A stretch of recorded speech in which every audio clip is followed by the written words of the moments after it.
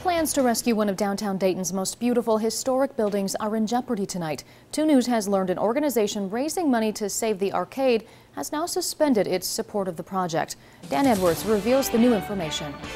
According to Mary Beth Graham, who has been the driving force behind the restoration efforts at the arcade, says that Friends of the Arcade has discontinued their fundraising efforts.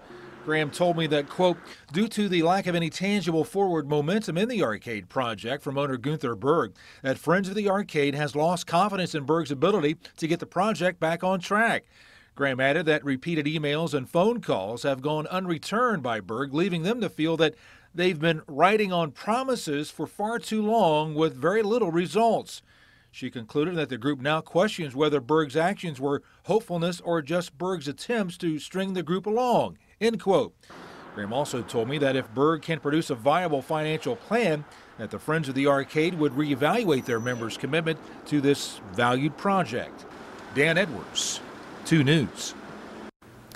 The first signs of trouble emerged last week when a fence went up around the arcade. City officials took action and declared one of the 5 buildings in the complex a public nuisance. The sidewalk at 4th and Ludlow is now blocked to protect people from falling glass. The city will spend $120,000 to fix the windows and hired a contractor for the project, which may not begin until next spring.